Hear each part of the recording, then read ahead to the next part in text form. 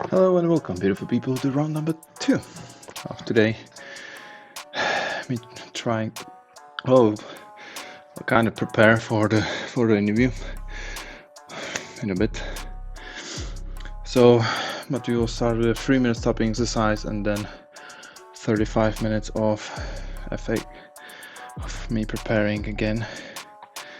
So let's just get into it. Hey, and we have the redeem. So we'll do that. Seems like that's a good one.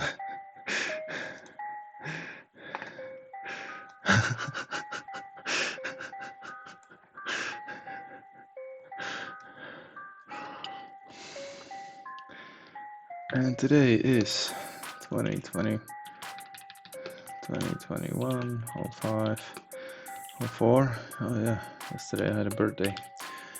22:15. I may choose.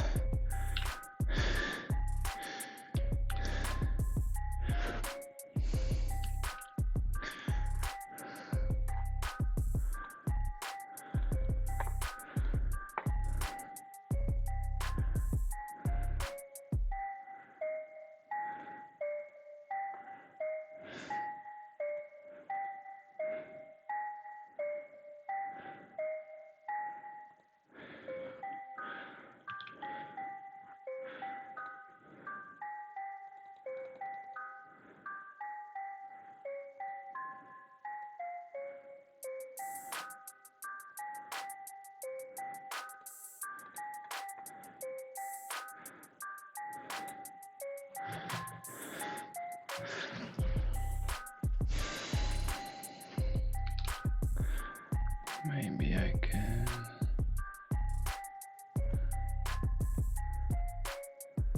Yeah, it doesn't work. Center it is. Thank you for the background. And we will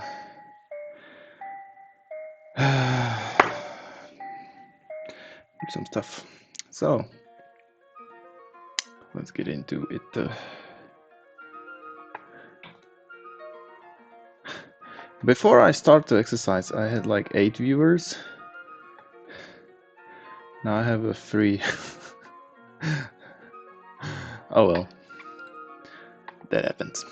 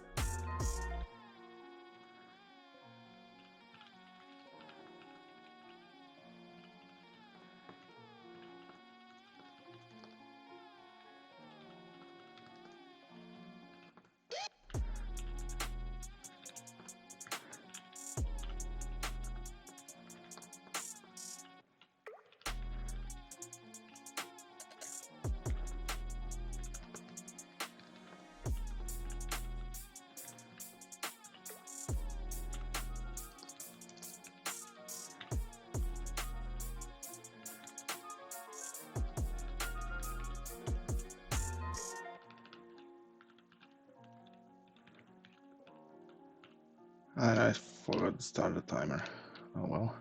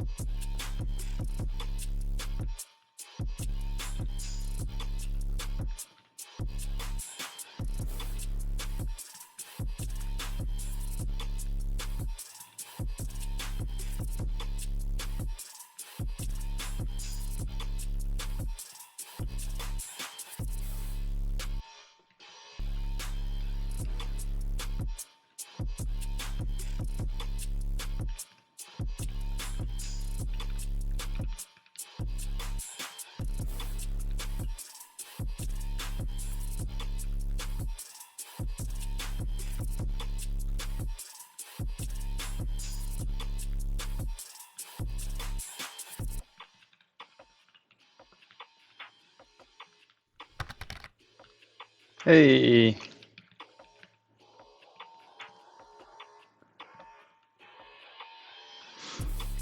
Okay, that concludes this typing session. It will be... I'm getting worse and worse. 9:42. Oh well. So that concludes the typing session, and we will be looking into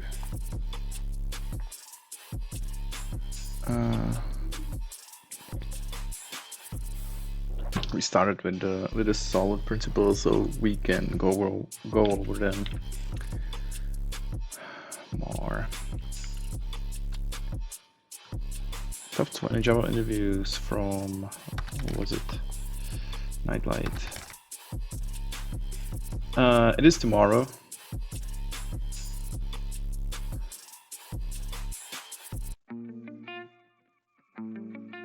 It is tomorrow.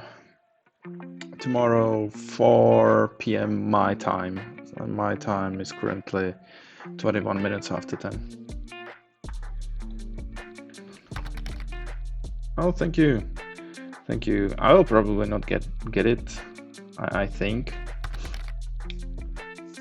I did not really prepare, I kind of... So, this is the only preparation which I do for the job interview. Horrible.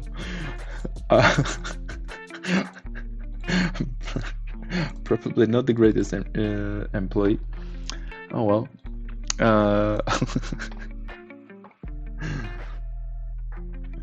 So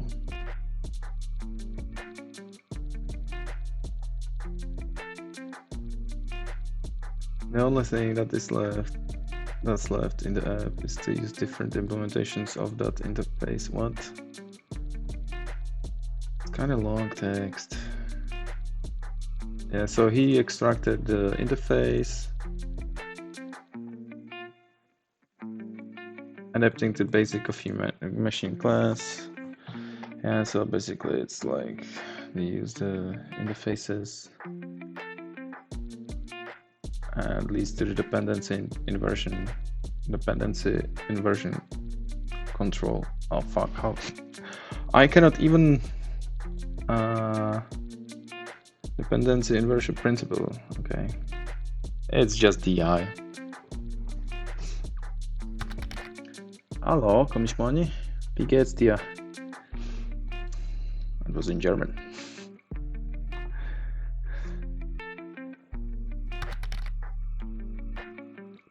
Super. Gerade ausgezeichnet. No, not at all. I'm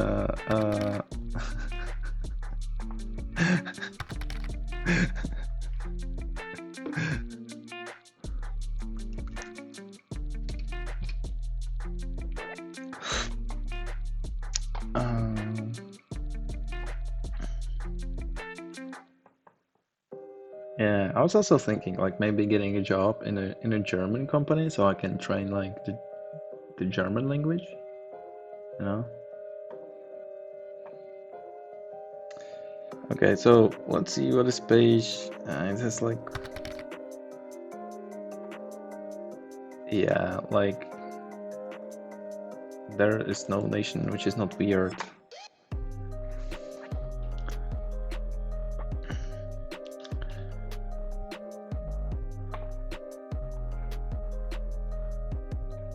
I would say I would use another word, and that would be interesting.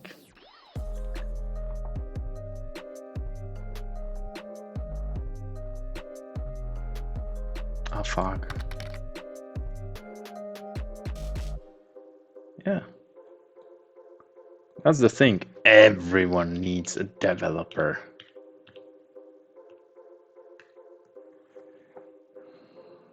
Oh, it did shrink.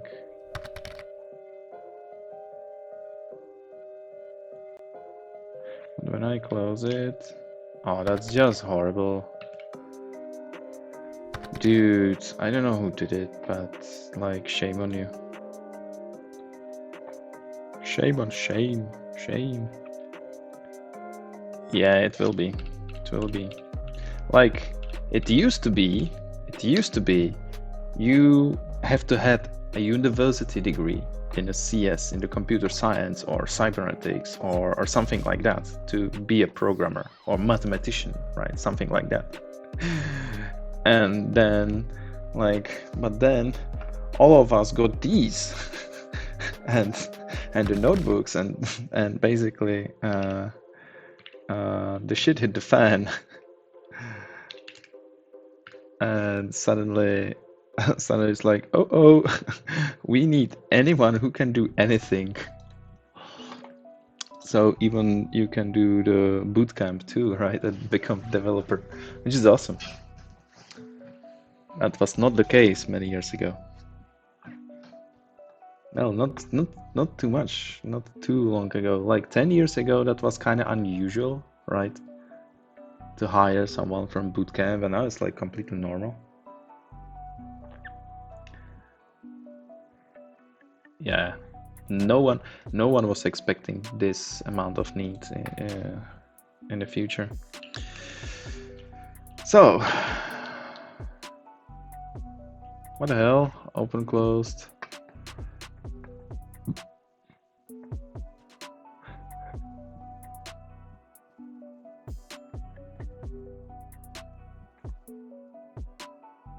Need to follow the list of stuff. That's like using the interface again and again. Like, what are the difference between those? It's like, hey, there he is. Hi. Is my sound any better? Yeah. So I'll put you down a little bit now. Yes. Oh. It was okay before too. I just had to, because normally I have the audio from computer turned down a bit. Yeah, so that's the only reason. Okay. So, were you able to close and open that principle? If I was able to have a, what did you say? Can you repeat that? Open close principle, whether you cracked it or not.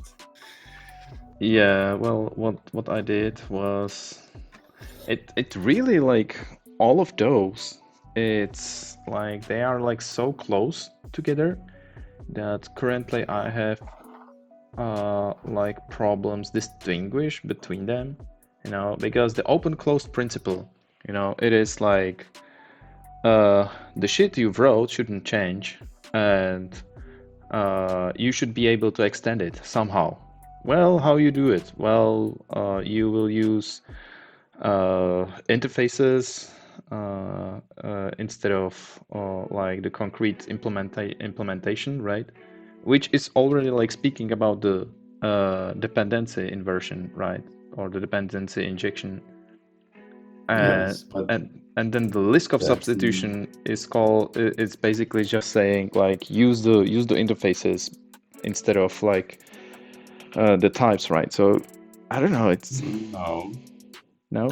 Like coming to the open close principle, it's not only the way dependency inversion works. That's of course part of it, but just having interface is not the only way to extend the class. So like extend the behavior or change the behavior of the class.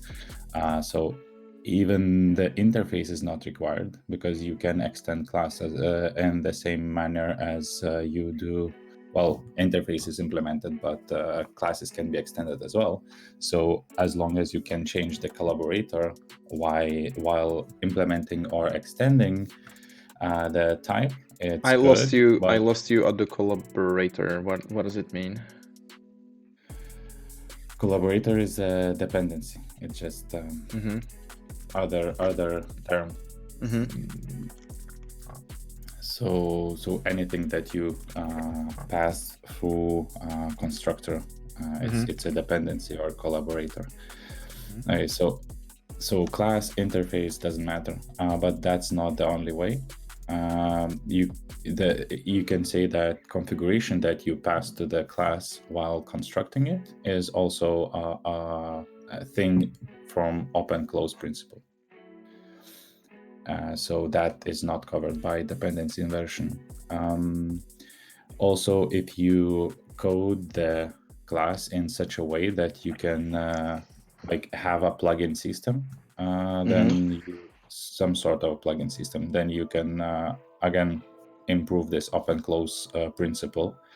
Again, you can have callbacks in your code that gives ability to act on the actions that happen in the code.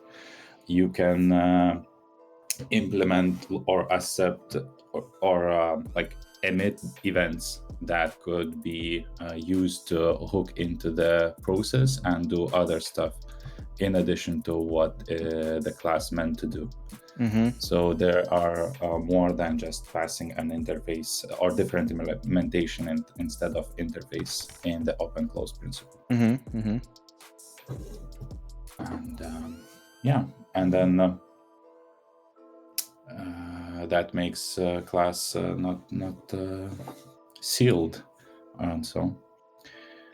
What do you printers mean, can- like sealed makes class not sealed? I mean, if if you have no way to set collaborators to something different or change the configuration. So if you instantiate all your dependencies in the constructor, or you have all your configuration assigned to fields from the constructor, and there's no setter, no constructor parameter, then that's sort of sealed.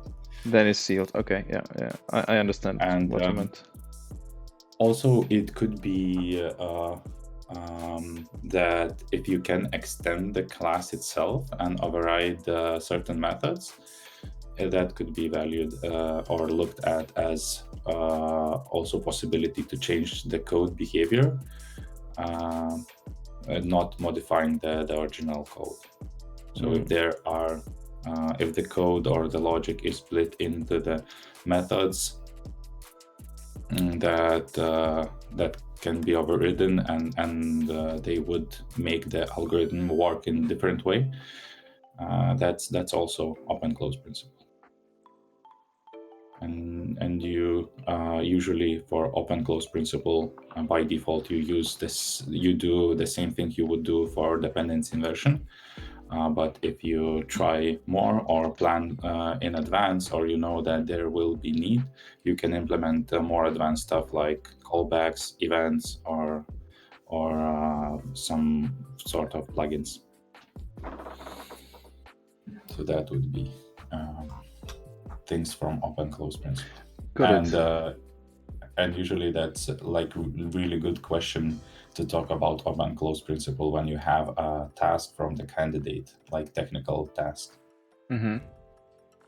So at that point, it's easy to ask like whether you were applying this principle and how. So that makes a good question for me as interviewee, or like and then it's a good conversation. I see. And then Liskov substitution principle does not involve dependency inversion. Why do you think, or come to conclusion? That doesn't. That doesn't. The open close principle were kind of like for me like close to the dependency inversion.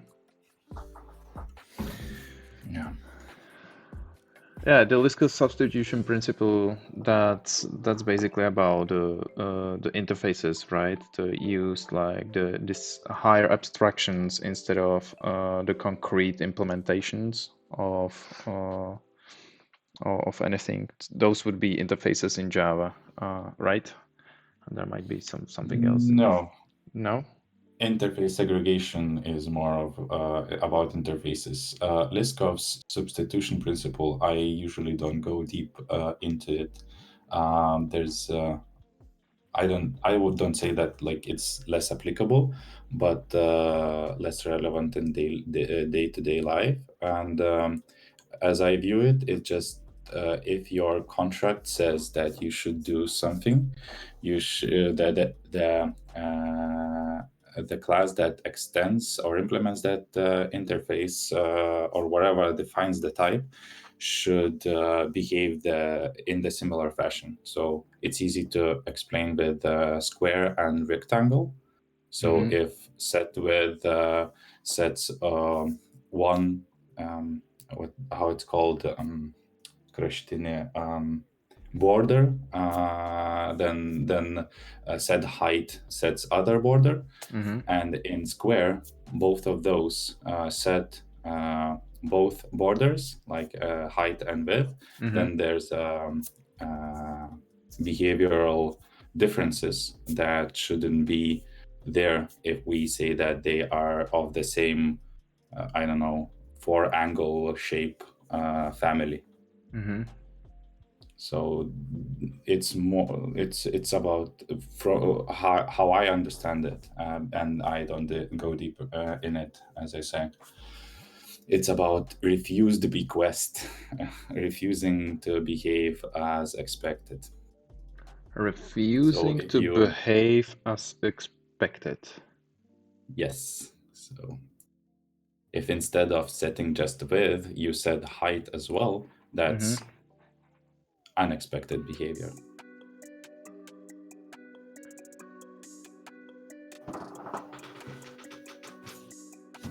Okay.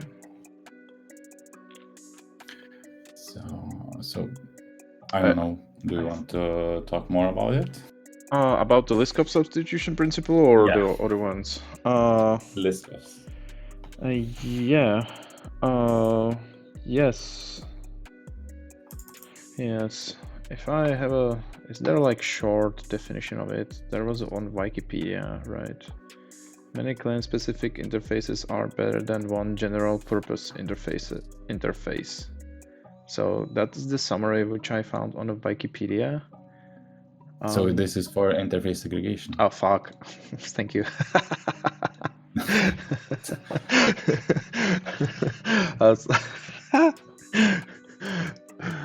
Function that use pointers to or references to base case must be able to use objects of derived classes without knowing it.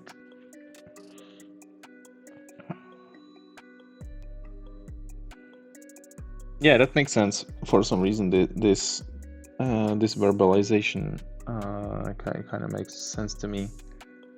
That if something extends the thing, because even like I think everywhere in Java certainly you can have a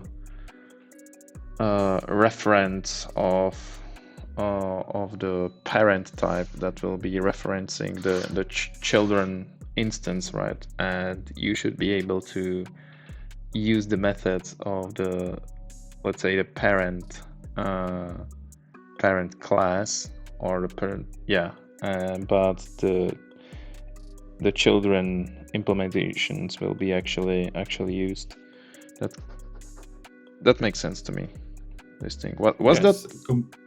Complicated explanation, but true. There's terms. I don't remember the term, but the parent class, it's like a generic type. You should be able to use, or in general you should like with list, you want to type that you have list, not array list, not linked list, not other things, but you want to work with list and don't care about which specific of the list you have. So it's downcasting to the least specific version of the collection. So either that's list, either that's collection, or it's just iterable.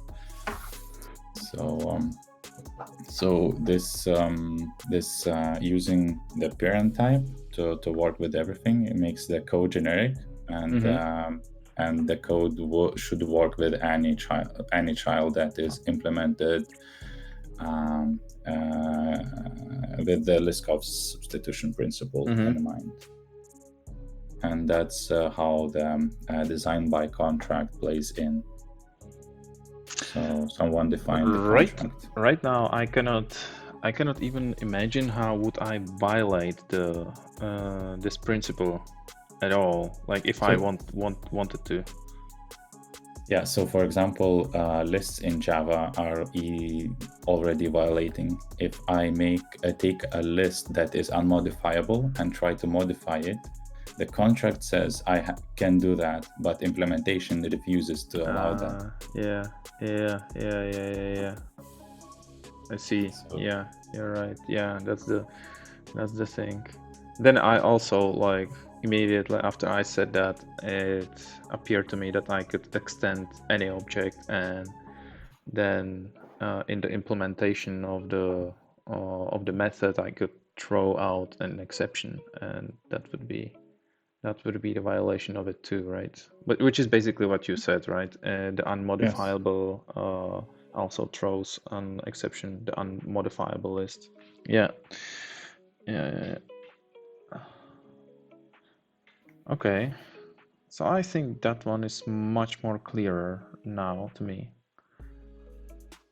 Fucking hey, this is really, like, useful. Well, thank you. You're welcome. So the next one we have, I guess we went kind of thoroughly through the Liskov substitution principle, right? Now. I didn't catch you.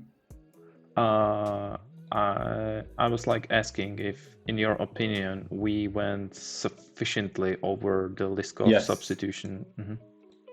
Yes, I don't go that deep in the interview, actually, as I mentioned. So yeah, we did more than needed. Okay, the interface segregation principle. So how I view it is,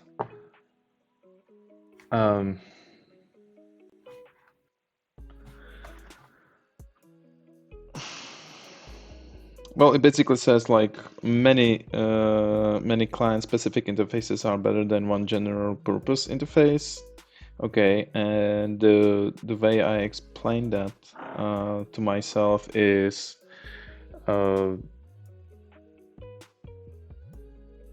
that it's better because when you want to, like, change something, like change, like, this huge code of block of code, it's worse. It's like the similar to the single responsibility principle, that you basically just split it into multiple ones. Is my understanding correct? According to you, is this how you view it? I would need more specific examples from you to understand whether the understanding is right. And yes, for like refactoring, that might be easier, but there are more than that. And the most important thing is that, I don't know, maybe you want to try again instead of me telling you. To define it, yeah, sure.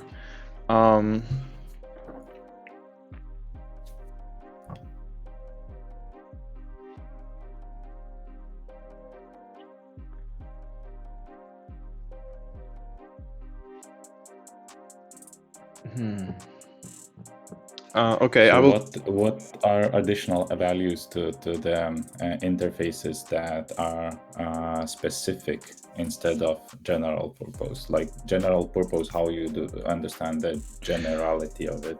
The generality, I understand that it basically is superset of all of those smaller smaller ones. They are combined together in the bigger one. Yeah, so but then combined in what physical form you because interfaces can extend interfaces. Yes. So whether general or purpose interface just extends many small interfaces, or it itself defines many many methods. Sorry, I will turn off the alarm. From my view, or what I think is that I imagined is that it's the other way around, that the smaller one are like might be extending one of the interface, and then you will have like the specific ones for each of the client or the other side. And the general, I thought there would be like this huge interface which would have many like contracts, like treat case A, treat case B, treat case C, or a client A, client B, client C. But in Yes. the specific ones, you would have like the top one or the parent one, and that would have like just defined this will be like connect, disconnect, whatever, right? And then this one would be extended by the smaller ones, which would implement the details which are specific to the other sites or clients or whatever. Not really. Not So really. so base is good. General purpose interface description was good.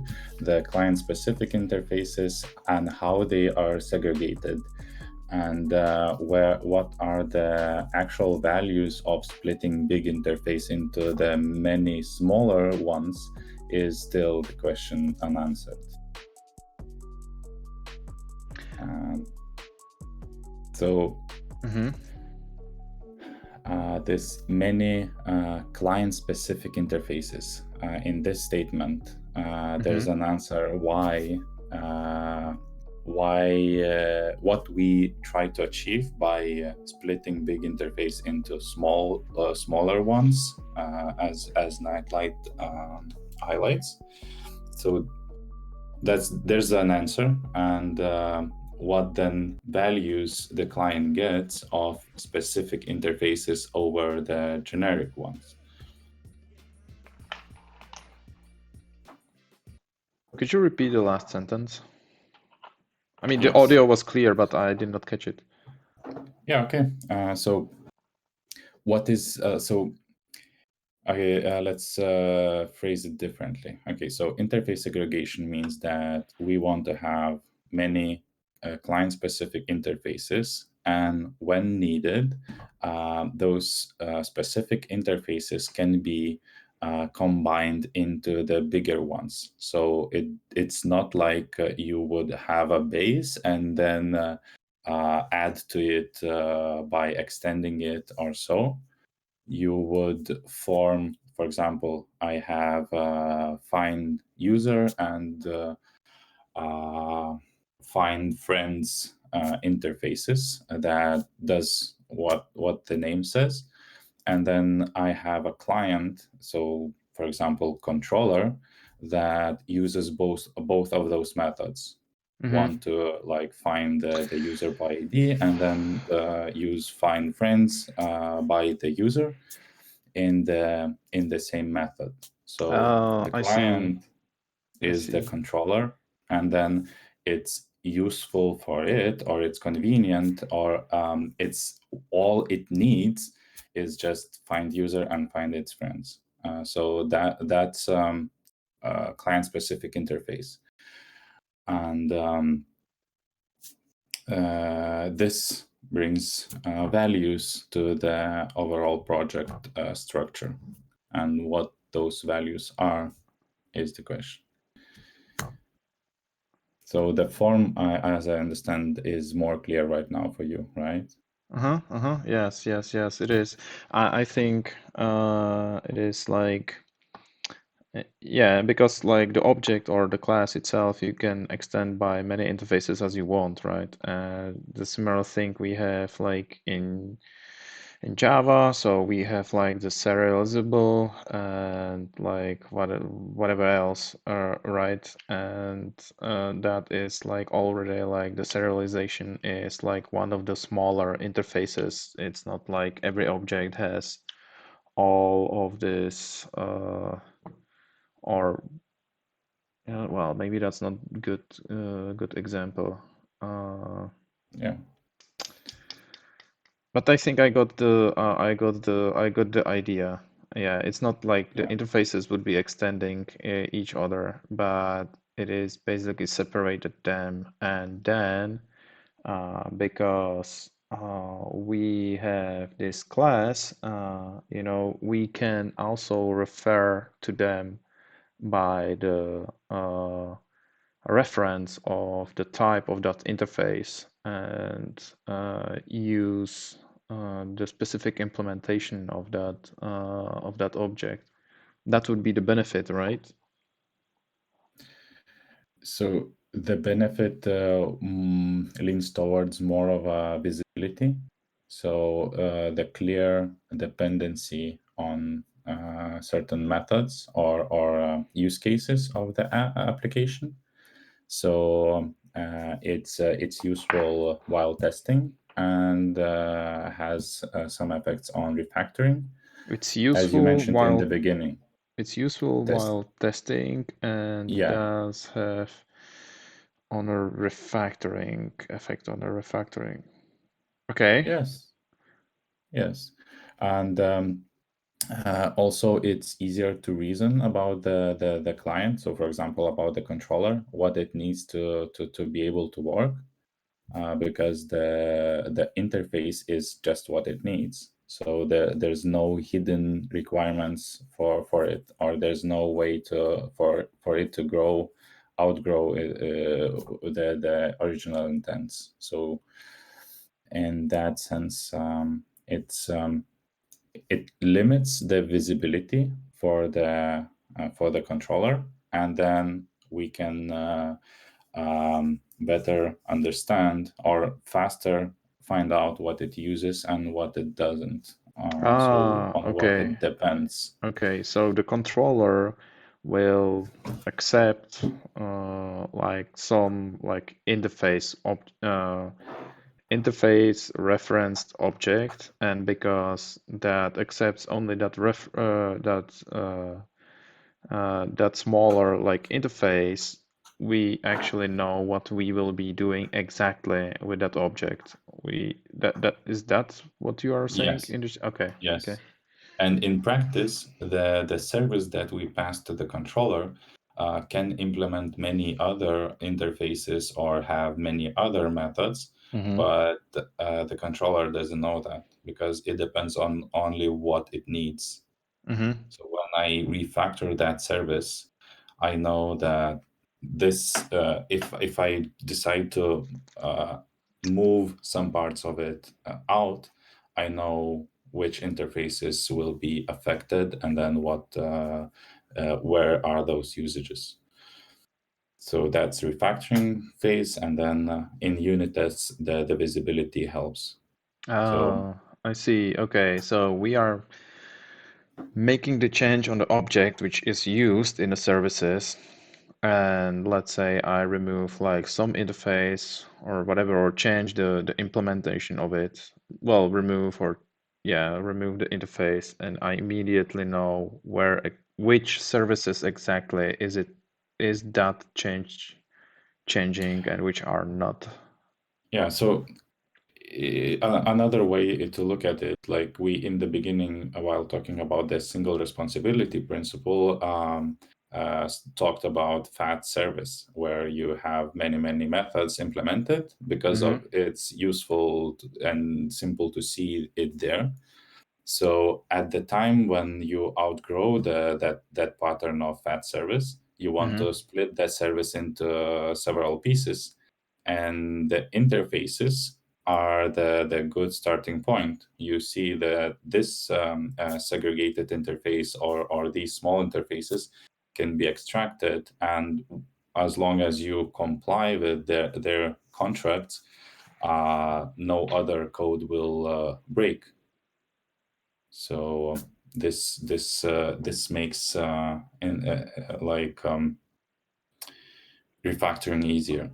For Mm-hmm. example, Spring Boot would register the service based on the class name itself and all the interfaces it implements.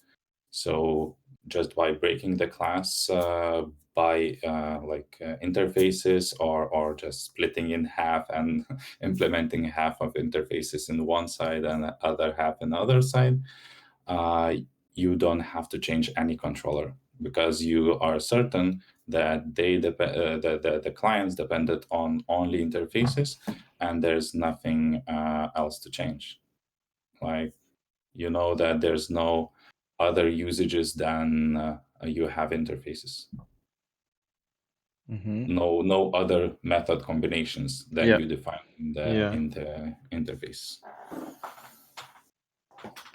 Yeah. That's yeah. Yeah. I think I understood it.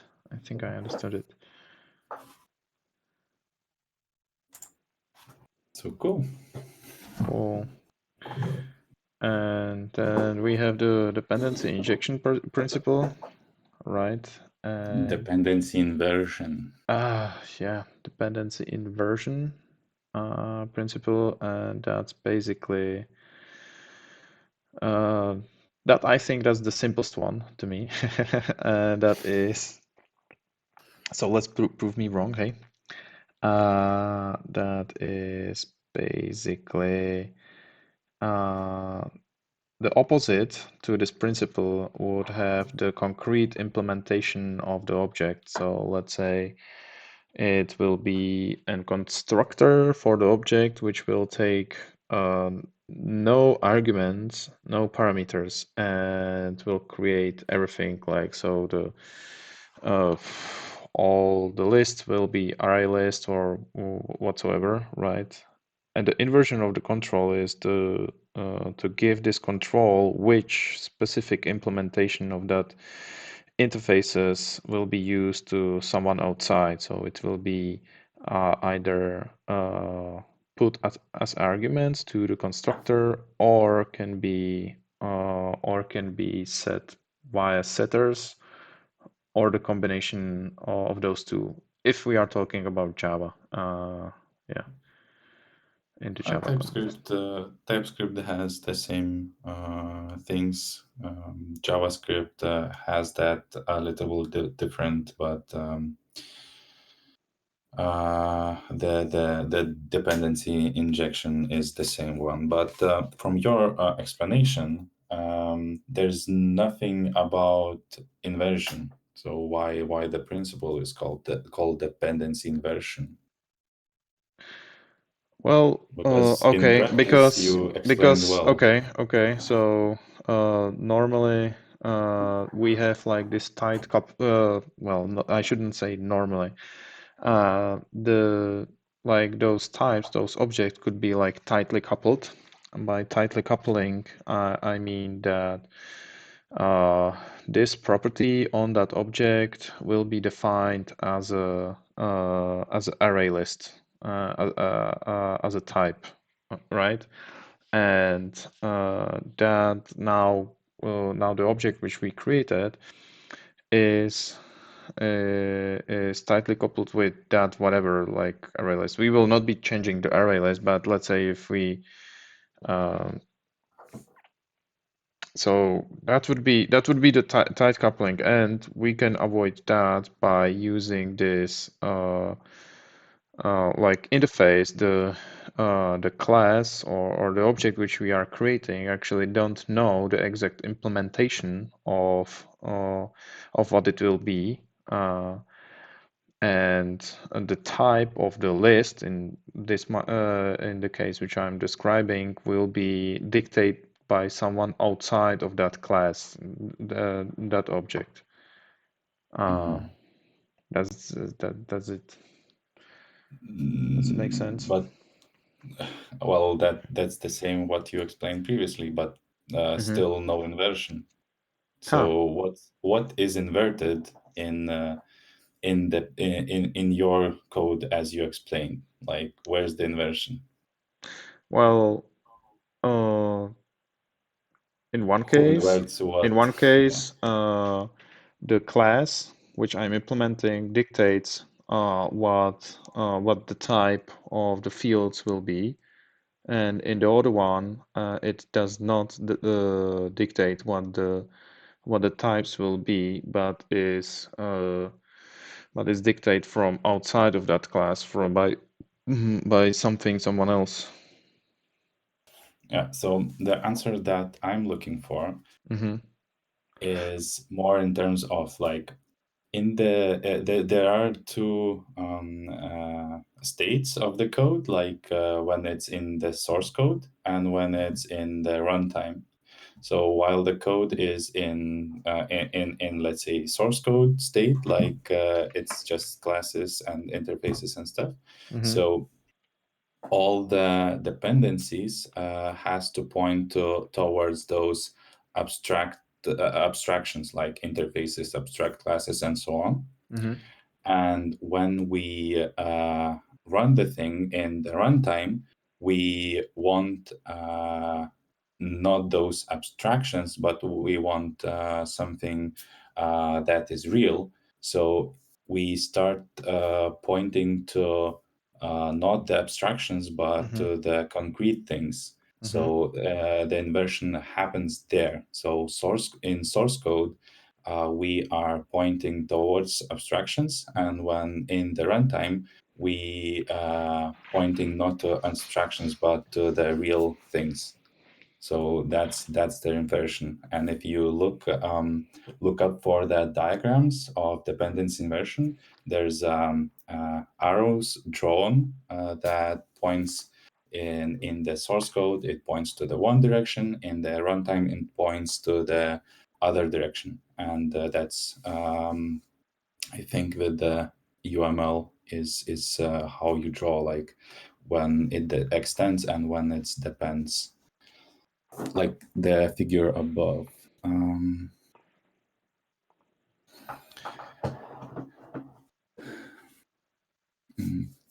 More figure one, figure two. Okay, so we have a figure 1 is this, figure 1 and figure 2.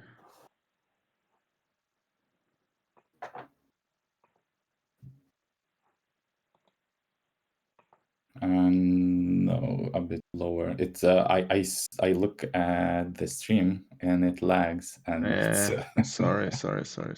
no, that's not something you can fix.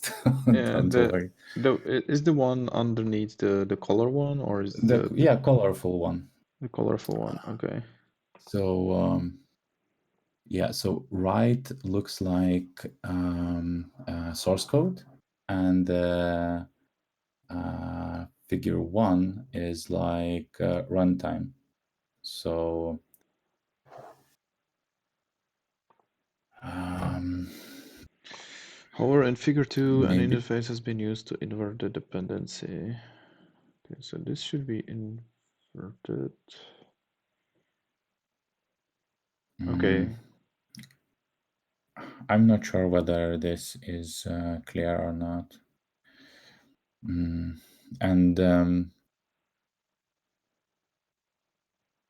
the like reality is that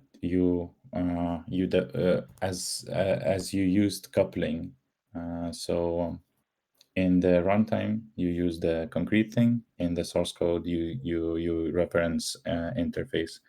So and you depend on different things. In source code you depend on interface. In the runtime you depend on exact thing. Mm-hmm.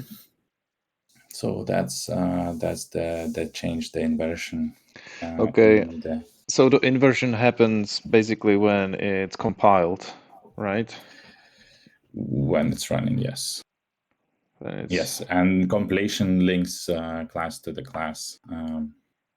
While we at the same time, it's funny. We are trying to avoid coupling, but without coupling, our software cannot run. Someone has to couple pieces together so that they can run. mm-hmm. Yeah. So So the important part is about when you are depending on what in this principle.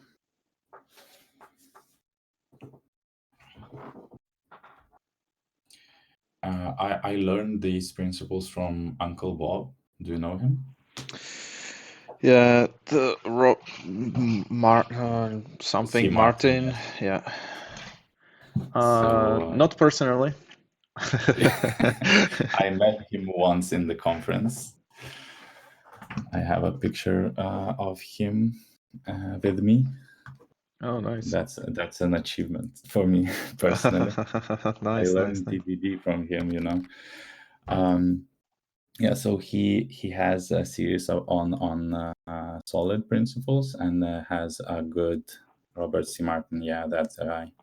He has a good explanation with diagrams and practice on this principle. So if you want to dig deeper, but I don't know whether that's that will not change your practice, but maybe it would help you to understand and be able to better to explain this principle for at least 1 month, and then it will decay. As with everything, use it or lose it. Yeah. Because practice is, as you tell it, is fine. It is as you say, but in order to understand it, to learn it at first, and that's takes some time. I will fail so hard tomorrow. That will be like incredible explosion. Okay, that will be a story to tell. All right. You are ready for another question? Yes, yes, yes, yes, I am. When you are So when you are available, I would like to use it. Yes, yes, please. your timer is off like for Y 11 minutes. Yeah, you're right. You're right. So, and there is some redeems. So maybe we can have a like break for a few minutes, and Yeah. I will do the exercise, and then we will do another question. Does it sound good to you? Yeah, I will go to log my time because it's the time of the month when the last month has to be fixed. Yeah, yeah. And Okay. I hate to do that. Me too. Me too. In the previous company, there was a time when we did not log the time at all, and then everything changed, and they wanted to log everything. And oh well, yeah. Well, are you prepared for such a chore? Oh, well, it always depends on the compensation, right? You know, like, oh, will you do it for 2 euros? No, no, no, no. What about million? Oh, well, I will consider it. Right. I dream about coding a tool that would log hours based on the calendar events that I have. Oh, well, yeah, you can do that. You hold on. You basically can do like use Selenium or something like that, or Protractor to do it for you, right? Basically, because it's logging to the web pages and scraping data and so on. So you don't even have to write like a software. You can use a testing framework to do so. But do you? It would be interesting thing to explore, but I'm more likely to learn or to code things. So to learn Google Calendar API and to learn the project management software API than to learn Selenium how to Yeah, record so and force it to repeat. but you can do it like also in a protractor, right? Which is used for the end-to-end test on the Angular side, Oh or well, yeah, yeah. and Yeah, then that and you can have a test suite which you will run, because Selenium is, yeah, it's not so widely used, but well, protractor Selenium is it is. widely used. Okay. It's a big thing. Oh, really? Okay, okay. Yeah, Okay. yeah, Good and to know. there's a Selenium WebDriver and so on. So it's a big thing. So, and then with the like programmable drivers, it can be done as well. Yes, and it also would remove requirements or make it easier to log into the project management system, because depending on what it is, it might have or might not have easy accessible API. Maybe you have to register an app or have a permission from admins and so on. So in that case, any headless browser that you can programmatically control would be a must-have thing. Yeah. So what was the reason to have the headless one, to access the API, you say, or like? yeah, no, not for API. Well, headless is not requirement, but Okay. that's usually faster Yes, yes, it is. to browse the page without rendering the Yes, contents. agreed. So the Agreed. headless does that, and then you can run it on server or in the background, and it doesn't disturb your desktop while you are working. Or you want to watch it, then headless is not the right thing, and you would run Yes, it full. yes, yes, yes, yes. Okay, okay. So let's have a break. I will do Yeah, the exercise. So we'll meet. I will be here. Okay. cool. So this was useful. Thank you. Pleasure. Okay, so I'll stop the timer. Stop the